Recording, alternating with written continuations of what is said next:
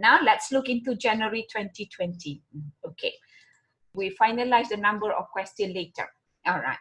Okay, question 1. In Malaysia, of late, several, saya baca juga ni. Alright, several high-profile politicians are being investigated for financial crimes such as criminal breach of trust, money laundering, and corruption. Explain the relevant element that the prosecution must prove in such crime and the effect of the failure to prove such ingredient. Alright, is there similarity between corruption, money laundering, and criminal breach of trust? Yes, isn't it? All right, so just because the word corruption, you don't look into the section, you don't have to trouble yourself looking into. All you need to discuss is that corruption can be disguised in money laundering, CBT. Jadi, from the question A, the one that you can really pinpoint is criminal breach of trust. Kat sini, all the element, all the section of criminal breach of trust will come into the picture. When we talk criminal breach of trust, section mana? Of course, it is in the Penal Code. Which section on CBT? Section 242. Criminal breach of trust. Is there 405? Right. Yes, thank you. 405. There's a section by itself. All right. 405. Okay, you find the section on your screen. 405. Right. Okay, at page 217 of your Penal Code. Whoever being in any manner entrusted with property. Tadi remember one girl wanted to answer in the CBT. So this is the first thing you have to do. Manner entrusted with the property, or with any dominion over the property, solely or jointly, all right, okay, dishonestly, or any other person dishonestly misappropriate or converts. Right, misappropriate satu, convert satu, all right, or uses or dispose of, all right, okay, in violation of any direction of law prescribed the mode in which such trust is to be discharged. Akta kata buat macam ni, you buat lain daripada tu, you uses it, disposed it, converts it, all right, okay, either expressed or impliedly, which he has made touching the discharge of such trust or willful suffers any other person so to do, commit CBT. All right, okay, we said so in our class that when you commit CBT, you must be, number one, have the entrustment issue. You are entrusted with. Right, tadi dalam kes cikgu sekolah tadi, Papaya is entrusted with the all right, issue of the collection of the money from the headmasters. If you use 405, that's what you do. But if you use cheating, then the element would be, all right, fraudulently, all right, or dishonestly. You were given authority. Authority and entrustment sometimes the same, kalau you take it lightly, or sometimes it is different. Entrustment ni apa? You are being appointed with the trust.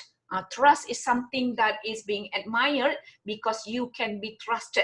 Kalau dalam in Malay, it is mean amanah. All right, amanah and percaya are two different things. Amanah is always associated with a letter of appointment. Lawyers is having amanah, for example. All right, okay. Now, when we talk about entrustment, that is element number one. Okay, now let's look into the questions. Okay, you talk about in the criminal breach of trust, that person must have amanah. In money laundering and corruption, okay, there are the same category. You can just impose dia macam tu, because these are the January 2020, the class previous, right, they did look into money laundering and corruption sikit. All right, explain the relevant element. You have only to explain the relevant element saja. Jadi you relied on the section, all the element that we have done in class. And the next one is, the other half of the marks is on the effect of failure. So if you don't follow, if you have entrustment, but you only use it for a bit and you have a reason, this and that, all right, but the property is in your hand, so you this CBT is converted into CMA. That's what it meant by the effect of the failure to prove such ingredient. Anything missing from 405, it falls into the category of CMA, right? Okay. No. Alright, No. kalau no, saya nak tanya you, CMA ni section berapa? What is section for criminal misappropriate? 403. That's right. So anything falls short of the ingredient of 405, it falls into 403. Then when you explain that, you do have to quickly, all right, because they're only 50%, explain 403. All right, so we have answered the questions 1. Anybody have doubt on question 1 or any other way to share to answer in answering question 1? Tak ada. Yeah, kalau tak ada, tak apa. All right, okay, then look into question 2. All right, question 2. Okay, is Milo 26-year-old? Why age is really very important? Did you notice every part of the question, there's always this age, kan? Umur. Kenapa? Because they always Kalau need to underage. Tapi dalam Kalau kelas, ya betul, underage in a normal issue is an issue underage.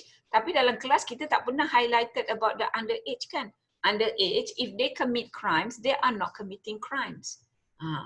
Alright, okay, they are to be charged in a different section. They cannot be charged under the penal code. Alright, now age ni semua dia letak kat sini so that to tells you that they are an independent person who can make decision on their own. Selalu kalau children kita letak kat situ, they can be easily influenced. So then penal code will be not the best section to punish them or to look into their conviction. All right, okay. Now let me go back into question 2. Milo, age 26, is an account officer at Holek. All right, a successful IT hardware supply in Setia Alam. He was not happy with his employer as he was being bypassed in the recent promotion. Ni semua dia cerita orang tak puas hati. Alright, he then made a plan to steal. Alright, he then made a plan to steal several assets from Holek and to sell them off for profit. On October at lunchtime, Milo went to the IT room and the first floor of the office, took a book of a new laptop and took it to his office on the ground floor. Later, after office hour, he took the laptop out of his box and put it in his laptop bag and took it home. All right, and left around 7:40. All right, on October 15, Mr. Teh Tarik, security manager, realized that something was amiss when he was checking the CCTV footage. He discovered that someone has entered IT room and left the room carrying a box. Upon checking, Mr. Teh Tarik found that a box containing a new laptop was missing from the IT room and informed the general manager, co-PO, all right, of the theft. Apa yang paling senang kali kat sini? Dia seorang-seorang je kot, madam. Apa yang paling senang sekali dekat dalam sini besides that? Amy? The charge, theft. Right, they already decide for you that it is theft, isn't it? All right, so questions sometimes can be very direct. So there is no other way for you to discuss because you were to inform Mr. Kiko PO whether there is whether this guy Milo committed theft direct. Even though when we say that much direct, right, in order to, we have to identify this case is under 378 theft. Right? Okay, jadi dekat theft, again, just like before, what will you have to prove? Ni kita tak nak elemen pertama is to prove what? Intending to take dishonestly. Betul. How is that in the action? Look into the questions. Action mana yang kata intending to take dishonestly? He made a plan to steal several assets. Bila kita kata make a plan, plan belum lagi actus reus. Mana yang action dia? Paragraph 2, took a box of new laptop. Intending to plan. Ya, betul. Plan tu tak lagi. Alright, tapi dia mesti the actus reus. Alright, now you have the actus reus that he took the, he went to the IT room on the first floor, Took a box. and bring it down to the room in the ground floor. Apa perbuatan tu? Itu dah Movable actus property. reus. Dekat mana you nak cakap pasal dishonesty? Itu baru dia move the property. Tapi dishonesty-nya kat mana? Put in his laptop bag. Lagi? Itu To semua eat. action. He left. It's To still, it to his office on the ground floor. yeah, okay. But all that are action. What is the intentional dishonesty? He still Home. Took it Put home. it in his laptop bag. home when left the office. Bukan, tu semua action, intention, mens rea, mustaqim, mens rea apa mens rea mustaqim. Alright. Cepat mustaqim, Nampak macam so clear benda ni that you can explain tapi you have to explain it right. What about the mens rea? You talking about ambil benda tu, you take that thing Oh, and dia go punya down intention kan? here, intention. Which the intention? The Where? plan. A plan to sell off the Made a plan. profit. Made a plan to steal several assets lah, madam. Profit. Right. Okay. Right. So this plan ni, what do you call it? Mens rea, intention. Intention. Right. The intention tu what you call it? Bukan mens rea. Mens tak rea. betul. No, ada lagi satu benda you forget. Dishonest. Concern. Tak, lagi teka lagi. Amir mana Amir? Ambil kerja. Amir ada nama Amir airphone ni. Amir? Ada. Amir kat sini apa ada ni? Tak Ya. kira lah you kerja ke tak tapi jawablah sikit. Apa yang ada dekat law that strengthen the mens rea? The intention tu. Yelah, intention tu memang ada tapi that one tu it's in the planning. Bila intention is in the planning, dalam law what do you call it Amir? Mens rea. More? Probable. No, motive. Motif. Ya. Ambil aduh. Tak apa. Lupa Benda ni, ya, I tahu. Dekat sinilah why we put the word theft dekat bawah tu. Because you want to talk a little bit more than the usual theft. Yang lain-lain theft tu, we don't want you to figure it out because it wasn't clear. But over here, the first paragraph has already set up the motive in order for the action is so clear. Dia ambil tu, dia put everything in and then go out and then he go out at 7:40. That's not the usual hour. Those are all actus reus. But the motive is, why was he doing all that? The motive is stated in the first paragraph that he was not happy because he was bypass. Tu dia perkataan dia, bypass in the recent promotion exercise. So he purposely have cooked up this strategy in order to take revenge. Right? Tapi dalam law, the one that you have to establish is the motive. The motive that he was bypassed in the recent promotion. Other than that, it doesn't. So motif, madam, motif kita boleh assume as rationalize lah. He rationalize his action lah. Bukan macam tu. Bukan rationalize. Motive The reason. is, bukan. Motive is to strengthen the mens rea.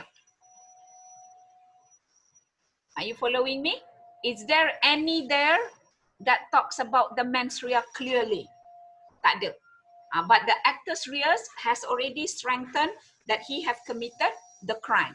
So the motive is to show to you that he had that motive, and that motive is the mens rea. Alright, the mens rea that you know, dekat sini they don't talk about asking consent, giving consent, isn't it? Alright, so it's very difficult for you to establish mens rea, but with the fact that paragraph 1 allows you to have a sort of like a background. But in law, those were the motive that induced him to take the laptop. Yeah, to do the motive strengthen the mens rea. All right, the mens rea then is reflected into the actus reus. Jadi the word that you are saying, Hamza, it's supposed to be explained like that. That the mens rea, which is the element of the crime, is strengthened by the fact of paragraph 1 on the motive of him. Right? But while you have the sense that you say he then made a plan to steal. Make a plan ini bukan actus reus. Make a plan is to carry out his motive. Then that is intention. Okay, can we understand that one? That is Yes. okay. Thank you. So not all questions will have a background of motive. All right. Okay. Not all question in theft has this type of a discussion that we would want you to discuss. All right. Okay. So jadi the main discussion over here yang markah dia 100 ni. All right. Okay. Then you dalam investigation you, what will be that you have to prove? Betul, mens rea, actus reus, but not any mens rea. Mens rea can only be proved from the motive. Right, the actus reus is really very clear, exactly like the one that is mentioned in. All right, so when you mention the element in, okay, the element that intending to take. The plan, the motive. All right. When he takes the movable property, the property is movable without that person consent. Identify whose consent? Whose consent? The consent from Holek Sendirian Berhad. All right. Okay. Who else involved? Is there a reason to ask permission from Teh Tarik? No. All right, so jadi whose consent? Holek consent. Holek doesn't give him a consent to take that laptop out. Yeah. All right. In fact, in the discussion of the body of the questions, they don't really pay too much attention on that. As long as you can say, all right, the laptop is movable property without that person consent, you know the person is the Holek, moves that property in order for such taking, moves. Dekat moves there, when you look into the questions, ada banyak benda he moves. Number 1, all right, number 1, he went to the IT room on the first floor. Number 2, he took a box of the new laptop. Number 3, he moves the laptop to the ground floor to his office. Number 4, he took the laptop out of the box and put it in his laptop bag. And number last, he took it out of the building. All right. Okay, so you see, although this is theft, but the way you do the explanation is not the same as the theft that we've seen earlier. Boleh?